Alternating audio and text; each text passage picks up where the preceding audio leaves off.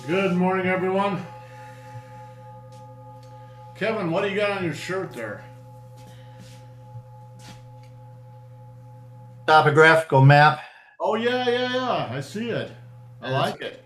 I I can't think use that. it. I can't use it anymore. I sold my Jeep yesterday. Oh, did you? Well, congratulations. Yeah, Yeah. Well, that looks like the Three Sisters to me there. could be.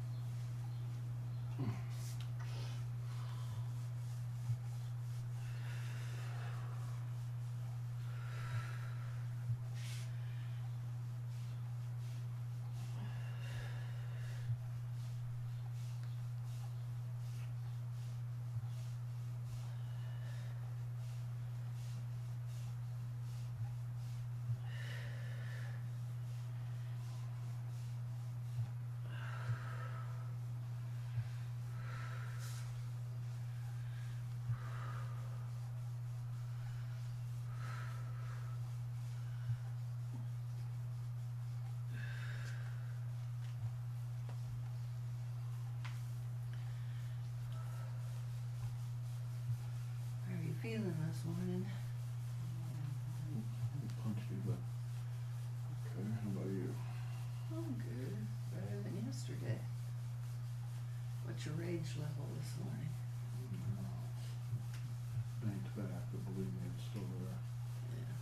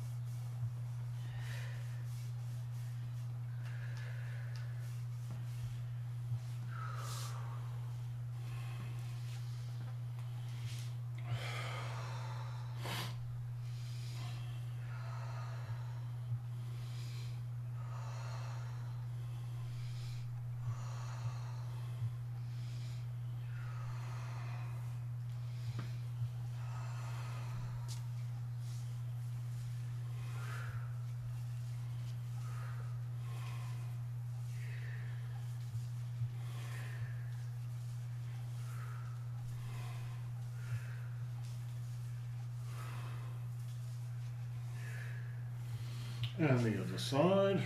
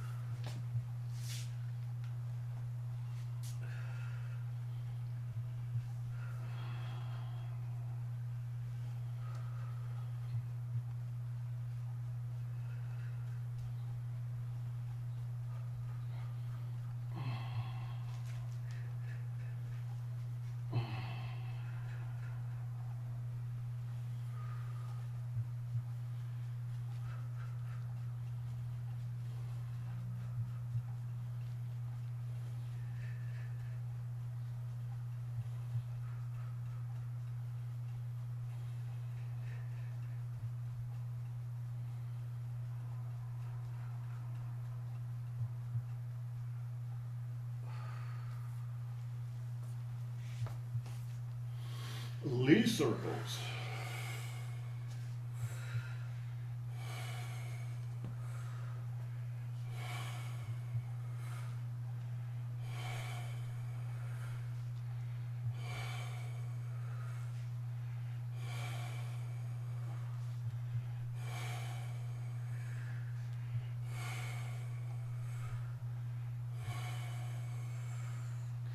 And reverse.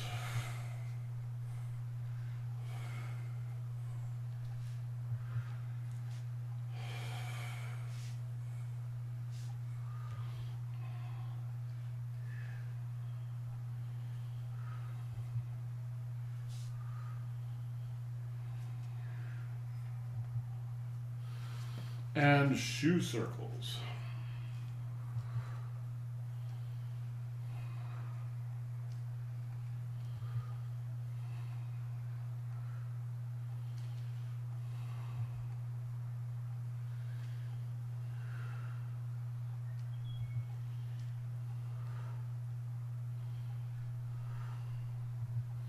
And reverse.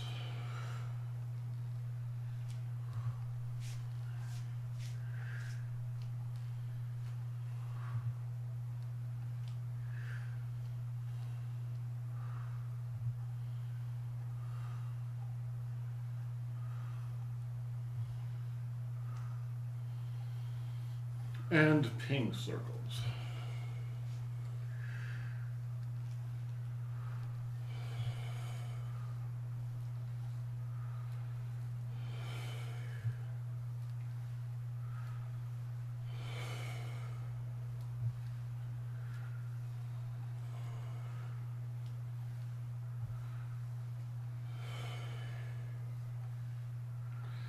And reverse.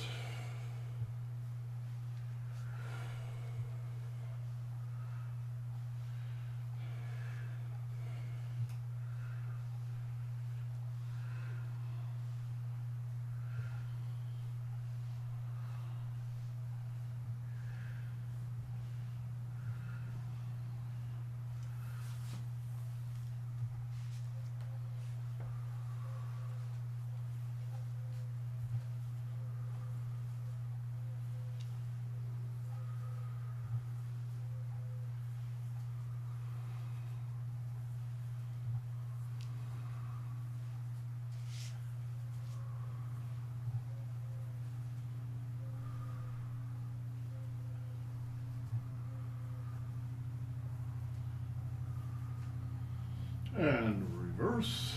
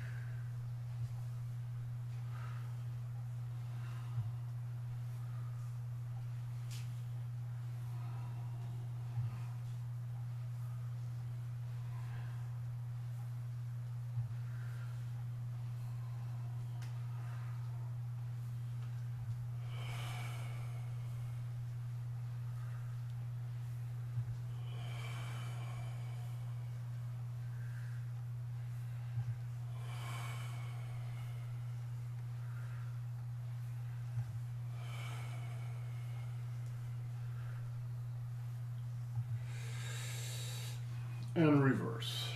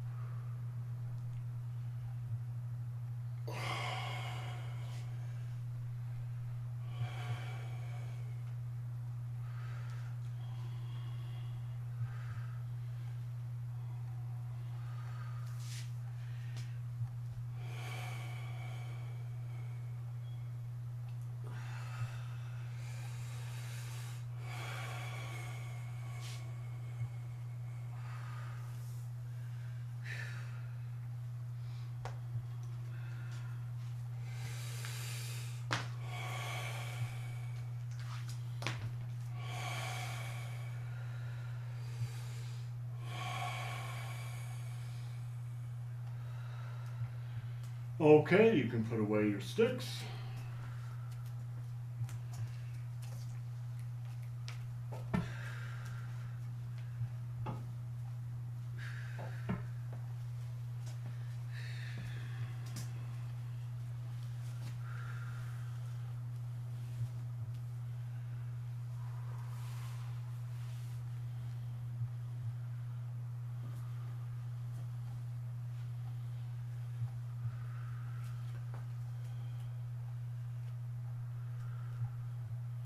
Okay, so from now on, the rest of the hour, we'll probably go half an hour here, a little bit more here. These exercises are all going to be silk reeling exercises. And so I want you to, be aware of that. And even though many of these are the exercises we've been doing all along, I haven't really emphasized the silk reeling part of it. Just remember, use your whole body, search out the chi path, and look for the spirals inside your own body. And shift your weight. Well, that's part of it. Head turns.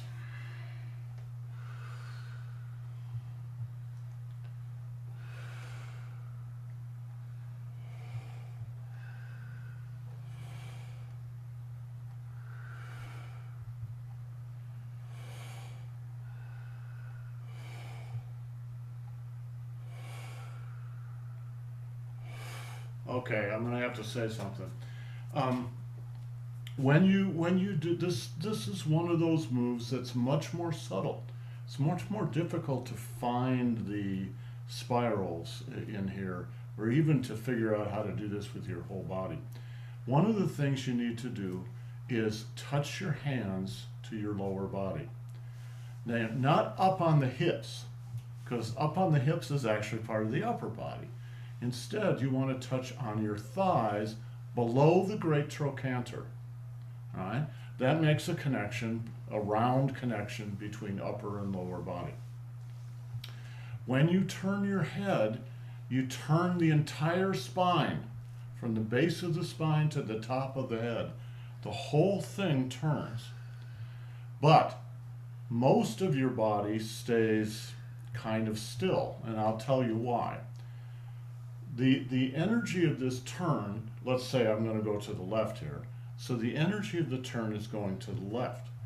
But you need to have a countervailing energy that goes to the right. So you can think of turning the spine and the head to the left, but the energy inside the trunk is going to move to the right. All right? This takes a little focus to do this. But you can feel it. But you can, yeah, absolutely you can feel it. All right? So I'm gonna call out the energy within the trunk itself. As my head turns to the left, the energy in my trunk turns to the right. All right? Back to center. Now everything's just in equilibrium and it's very quiet. And then as I turn my head to the right, everything in the trunk, the energy in the trunk moves to the left. All right?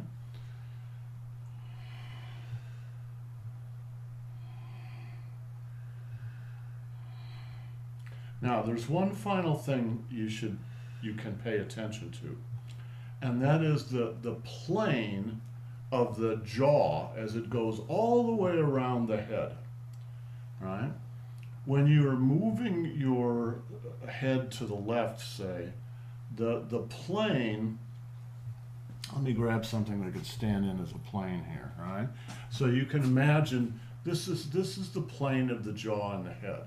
It's going to turn down toward the toward the shoulder, right? So it's almost like you're pressing your your left jaw and chin into the shoulder, and then it comes back, and then it goes down on the other side. So it's actually making half a circle in each direction. And I'll show you where this comes from, if Annie will cooperate with me. So Annie's gonna, since we're doing the left side here, Annie's gonna grab me on the left side behind the neck. And this is a favorite move, especially of Muay Thai, but of a lot of martial arts. Now, if my hand happens to be up here, right, you're not going to have time to move it up here before she breaks your neck. So if my hands are down here, I'm going to do something different. But if my hand happens to be up here, then I'm going to do this move that we're doing. So I'm going to turn my chin down into her wrist, but the energy in my trunk is going to turn the opposite direction, and that's going to turn my hand. As I turn my hand, I'm going to roll her elbow. All right? So I don't know whether you can, let's stand up closer to the camera here, right? So let's turn just a little bit, right? I'm gonna, because my hand is coming around like this, it's easy just to kind of glom onto her elbow without grabbing it, right? And just turn it. When you get more experienced with some push hands or whatever, you can feel what's happening inside her trunk. So I'm not actually trying to grab her elbow, I'm trying to grab her dan chin. All right, so I'm going to come under her dan chin and move it, and hopefully she will now feel a little discombobulated. Yes, a little bit. So I'm not doing it hard because she'll smack If me. you were really doing it. But if I was really doing it, now to do this, you can't contort your whole body. You have to keep your trunk. You have to be like a big tree. The energy is moving in the trunk, but the trunk itself is not moving, if that makes any sense, right? So if she grabs and starts to pull, boom. And it's only going to last a second, then you're going to have to do something else. But that's the actual function of this. So there's a weight shift going on, there's the head turn going on, and then there's the countervailing energy in the trunk going on. Yes. I'm finding a conundrum here. If we're spiraling, let's say I'm going from the left to right, if I'm taking my energy from my left foot from the danchen and spiraling over, which is going to move my head over this way, if I'm spiraling this way, how does my trunk move in the opposite direction? It's not your trunk that moves, it's the energy inside your trunk. Is there an echo? Yeah. We've done this enough that we both know the script. It's the energy in your trunk. So this is really a very, very important question. And I'm gonna drag a little information in from the Alexander technique. If you all know it, many singers and actors know the Alexander technique because Sure. Alexander was himself a singer and a presenter. And he developed a program, let's just call it a health program. Right. And it's actually very sophisticated. And I swear to God, the guy studied with some Chinese Qigong master. But the thing that he called the directions is exactly what I'm talking about.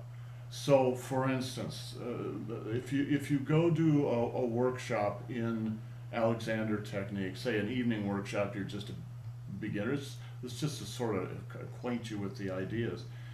They might say, okay, now everybody stand very still. Put your mind back on your upper spine between your shoulder blades.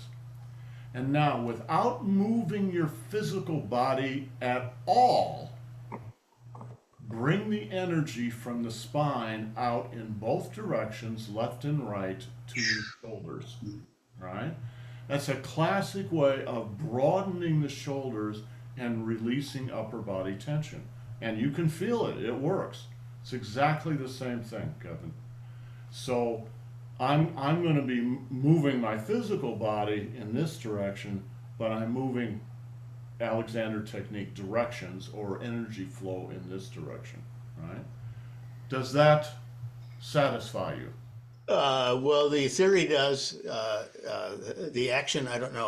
I'll work on that. I mean, I've done a lot of Alexander, so I understand that whole part of it. You actually start with the neck being free, Yeah. and that allows your shoulders to widen, so on. But I'll work on that. It's a very sophisticated system.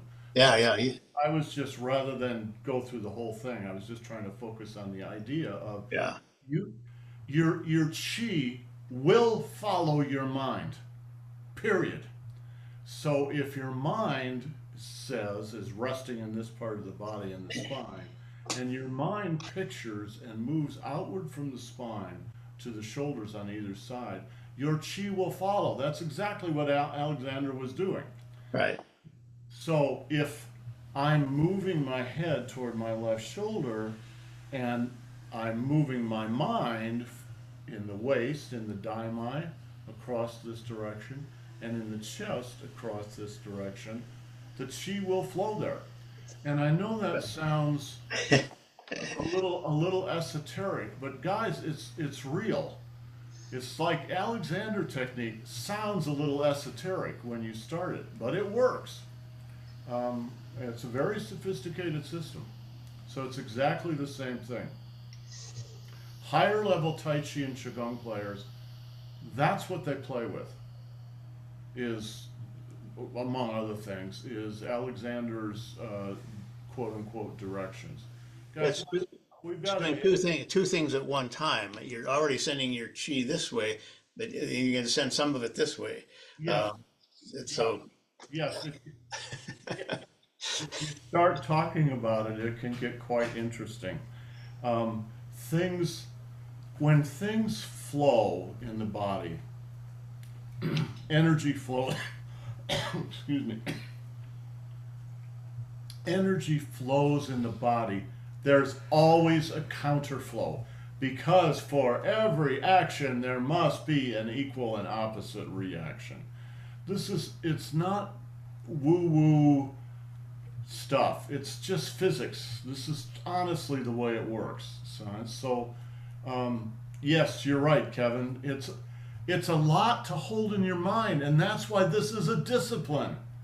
It's not a little exercise thing where you exercise and then you go have a cup of coffee. This is a discipline.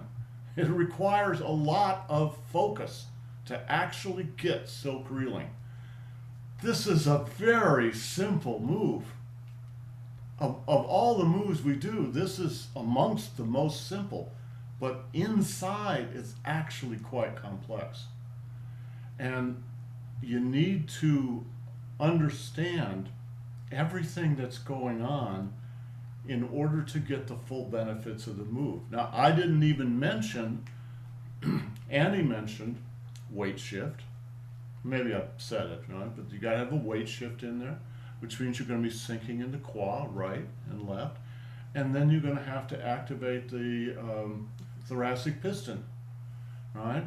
What does it mean in this case to do the thoracic piston? When you're coming down on this side, you're closing.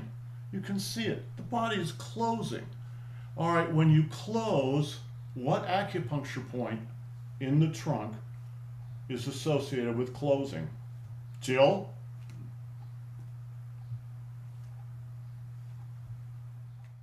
Well, I know it is Ming Mun. I don't know what the. Yes, it's the Mingman. It's always Oh, the Mingman. oh, okay. I Always thought you were actually, like the anyway. Ming Mun. Mingman, right? So as I'm closing, I'm relaxing my body, relaxing the chest, and sinking down into the Mingmen. Now, this is a fairly simple move, so it's subtle. The movement is subtle, but it has to be there. And then when you open the body, when you come around from the side to the center, now you're opening the body. Jill, now what acupuncture point should I be in? Tanjong. Tanjong, center chest. So between here and here, I'm going from my lower back to my center chest. There are many moves which are right much bigger. This one's very subtle, but it's exactly the same principles. All right? All right, so close the body on the right side. Just relax your upper body, your shoulders and chest. Don't crush them in. Just let them relax. And you're naturally just going to sink down into the lower back, into the lumbar area. And then as you come around to the center again, now you've risen up into the center chest. And then down again on the left and the right and the left and the right.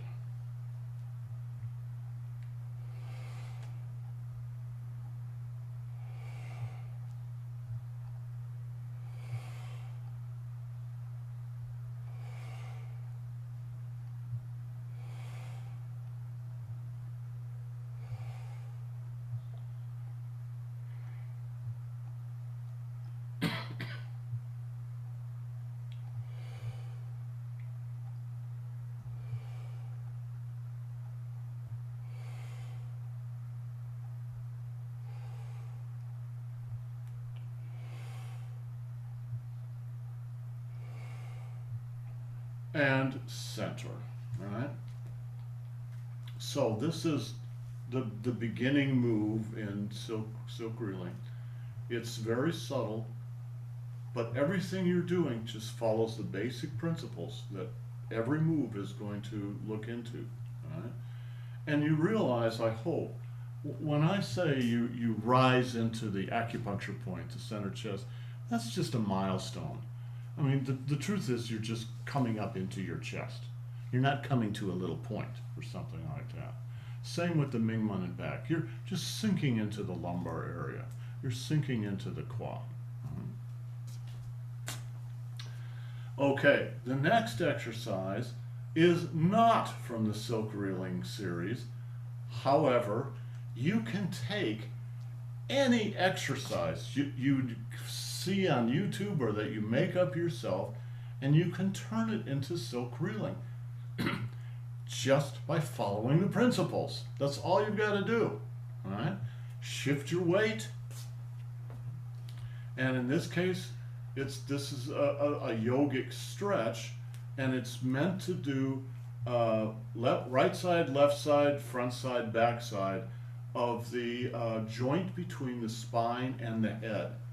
Because for many people, a lot of tension is held there, especially after you wake up in the morning, because often when you're sleeping on your pillow, you sort of get a crick in your neck, right? So just relax, put a little more weight on your right leg, and then come up from the right leg and stretch up through the side, through the right ear to the top of the head. Now it's just a gentle stretch.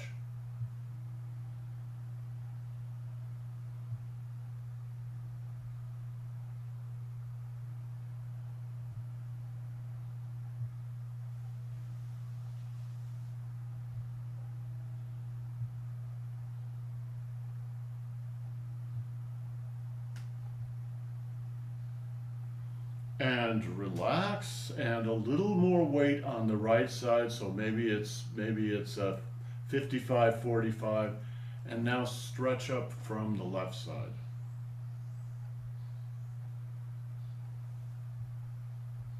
So most of my weight should be on the left side, right? Well, as you start, it starts from the left, and then it kind of moves toward the right.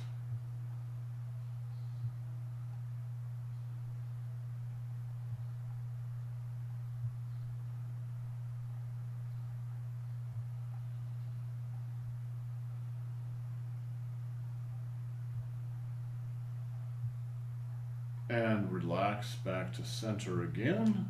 And now start on the right side, lift the right ear and move toward the left.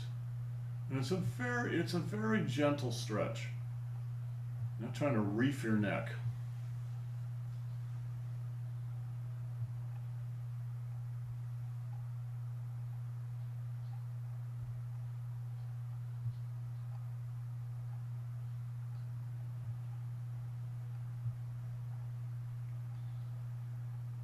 And relax, and now weight to the left, lift the left ear and move to the right.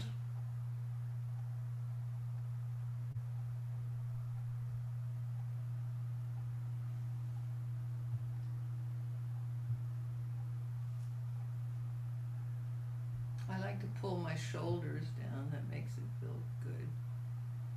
Yeah, when you do this exercise, I'm just doing it with my hands on my thighs here. You can also do it by clasping your hands behind yourself, and that will pull your shoulders back just a little bit. But the stretch that you do, how can I say? It should be a very relaxed stretch. You don't want to reef on this and hurt your neck. It's very easy to do. You want this stretch just to happen naturally. You want everything to relax, and so that it just opens up naturally. If you reef on it too hard, that's not relaxed, so it's not going to do you any good. In fact, it'll do you some harm. And so don't do that. Okay. Cross the hands on the chest. Raise the chin.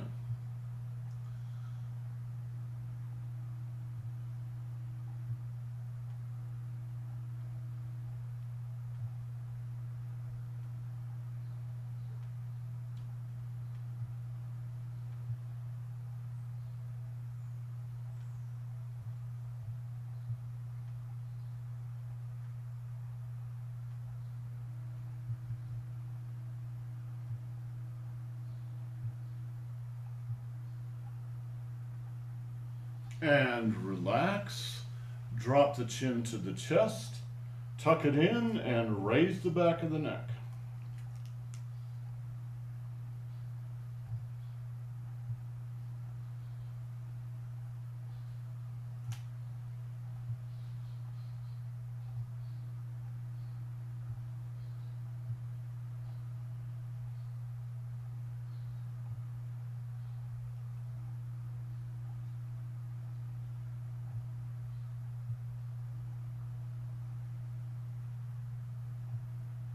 And relax back to center. We'll do one more set, but I want to talk about this a little bit. When you raise your chin, can you feel in your body how it's kind of opening up the front of the body, right? What it's doing is activating the Ren energy channel that runs from the base of the spine, the perineum, all the way up the throat, and then up to the tip of the tongue. All right? So you're stretching and opening that, and as you're doing that, you are also, of course, closing the energy channel in the back, the Du channel in the back. The two together make the microcosmic orbit. We're not doing that so much right here. It's just opening and relaxing the Ren channel here, R-E-N.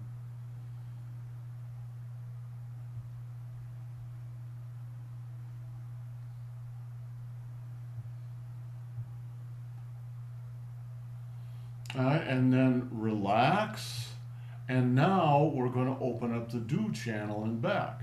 So what I call out is lower your chin and raise your neck, because that will get you into the right position. But what you're really doing by doing that is opening up the do channel. You can feel it open up your spine. And because the back is open, the front will close.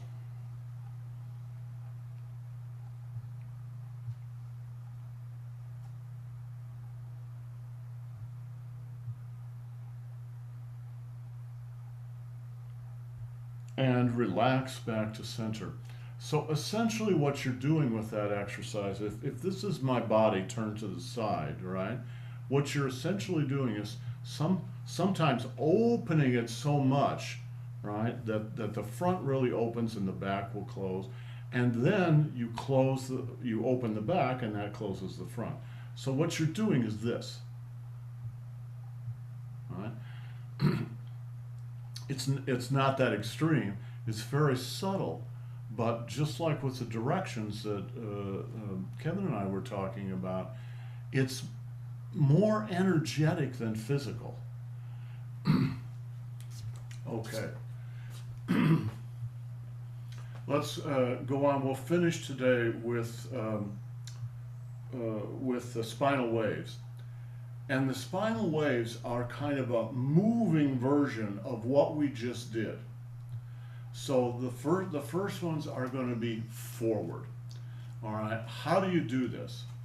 Put your mind on the bottom of your feet, bring it up to your perineum, and then all the way up your spine to your jaw, your lower jaw, your moving jaw. And then bring your jaw forward.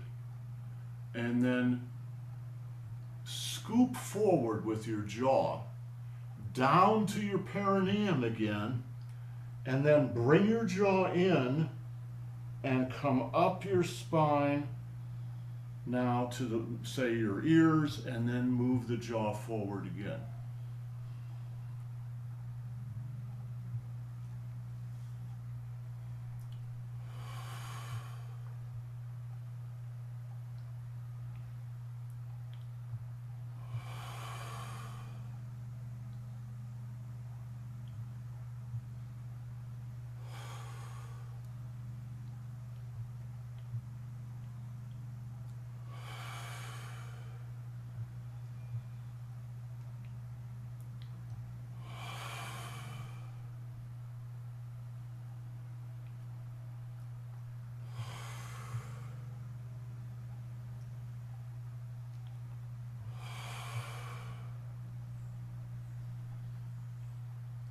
Okay, stop. Let me give you a couple more directions.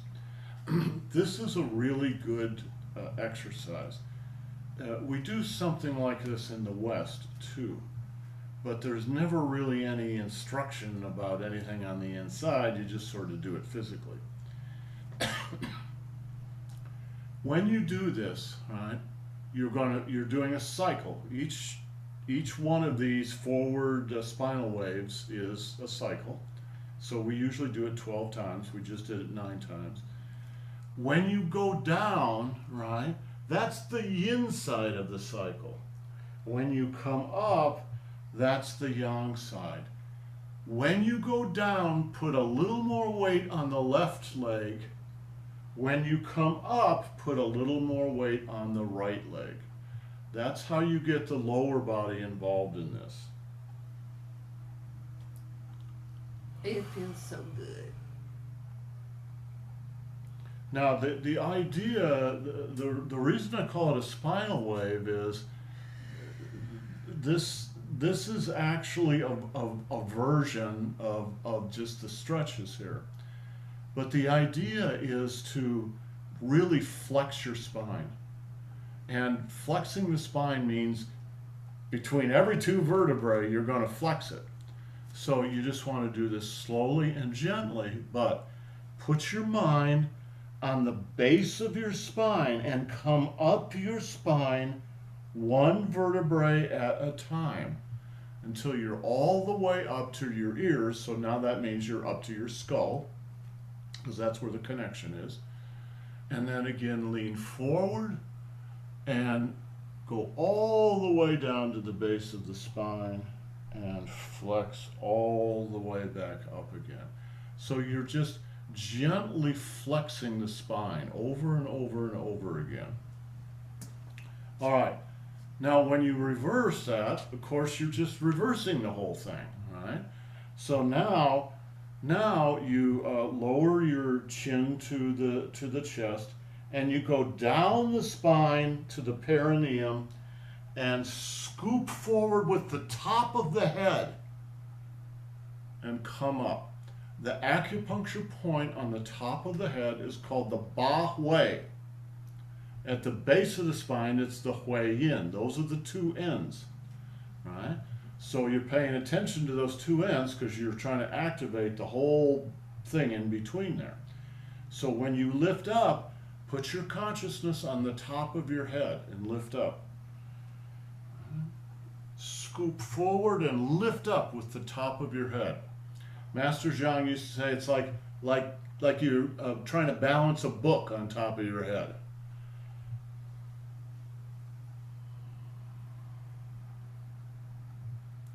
Again, you get up here and then you just relax and close your jaw to your chest, sink down to the base of the spine and lift up and forward.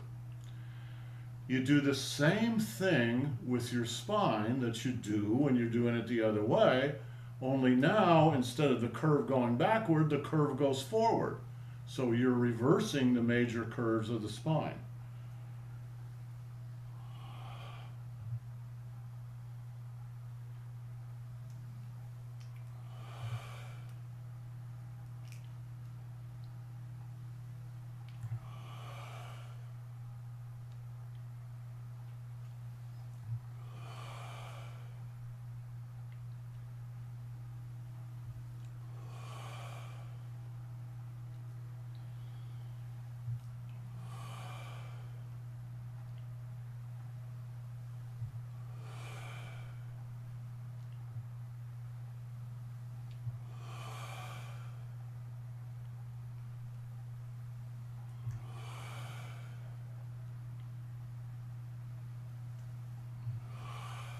And good.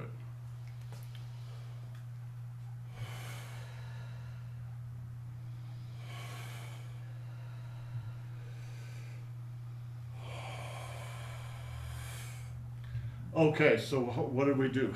I think three exercises, and these are the really simpler exercises too. But I hope you can see that basically it's exactly the same relatively simple set of principles. As Kevin was saying, it can get a lot more complicated, as with any other. Exactly. That's exactly right, Kevin. I know you could see him. He was rubbing his belly and patting his head. There are levels and levels and levels of this. Silk reeling can get extremely sophisticated. And it is the basis of movement in Tai Chi. So, for instance, let me do this with Annie. Suppose Annie comes in and starts to push on me here. Right? So just with one hand. So she's just the other hand. She's just starting to push. Right? If I'm going to intercept her arm, I'm going to do it by silk reeling. Right? I'm just going to reel. It's very simple. Could you feel it? I'm not trying to stop her. I'm trying to change her energy, right? So I'm just reeling. In that case, because she was on my shoulder, so it's the shoulder, right? If she's pressing maybe lower on my arm, right? Then you just bring the arm up and over. Everything rolls. Redirection. It just redirects everything. Yeah, Kevin. It's what is it? One ounce moves 1,000 pounds kind of thing. Yeah, it's exactly what it is. You can't beat someone who's twice your size, half your age, and twice as strong as you. You can't beat them. All right? You can't be younger, faster, and stronger, but you can be smarter. All right? So this is a way of taking whatever it is you've got and doing more with it than you did before. Now, I keep talking about martial applications because that's just how I was trained, but it works equally well in real life. So if you are, lifting up,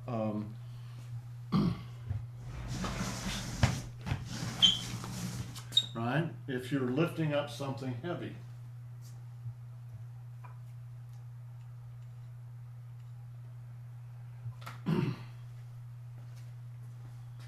right? You don't just go like this and lift it up, right? You're gonna get into a horse stance, and then you can do it one-handed or two-handed, but you're gonna bring the energy up your spine. So your legs do most of the work, your legs and your spine, not your shoulders. Most people, by the time they're 50 years old, have shot their shoulders. All right? They've got shoulder injuries and have maybe had operations or something. And it's because we use our shoulders, and the shoulders are not strong joints. They're relatively weak. And if you look at their anatomy, you can see why. So you just get used to doing this. You lift, not with my shoulders, but with my legs and my back. Right? These are peanuts, by the way, for the birds. Could you demonstrate with Andy that Aikido takedown in the video? Yeah, absolutely. Kevin, did you watch that? I take it you watched it. Oh yeah, it was many times. It's a great move. So it is a good move when you do it in when you do it in our form. It looks like this.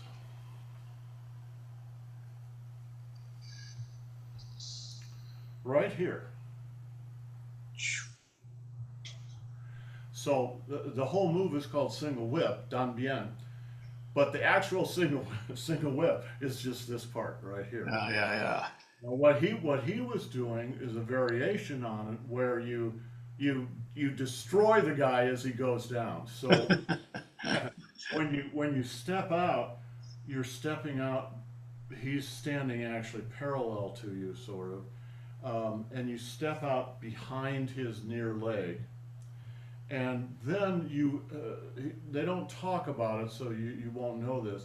What you do is you unroll your body like it's a giant spiral. Yeah. Leg, hip, shoulder, elbow, wrist. Right? Leg, hip, shoulder, elbow, wrist. It's just silk reeling. Yeah. What he was doing was this. He was giving him an elbow under the arm, so he's going to break some ribs as the guy. Why does he step out between? Because he's going to throw the guy over his own leg. Crack his spine. Throw him as he goes down. Yeah. We Tai Chi players are much nicer than that, right? So he was an Aikido player. So the advantage to using your palm is it just gives you a longer lever. And it's conceivably a little nicer. You knock the guy down without breaking him up. There's also another thing that happens when you go long like this. He was doing it.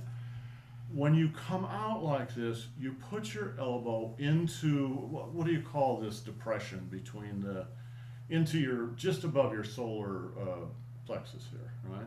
And then you turn your arm down. Boom. So what that does is it puts the energy into the other guy, but it doesn't go straight in, it goes down. All right? So you throw him down, although if you don't know the trick, you won't see it. Kevin. Well, there's also that variation where you drop your elbow down into the hip joint and just press. And Yeah. then you go down. It's the craziest thing. There's at the the end of the form that we do, I think it's at the end of this form. It's Yeah. at the end of most of the forms, right? You do something called a hip throw or hip release, and that is you doing basically the same thing. You step behind the guy, and then if you're young and strong enough, right, you go down and you press your elbow. In fact, the move is called press elbow. You press it into.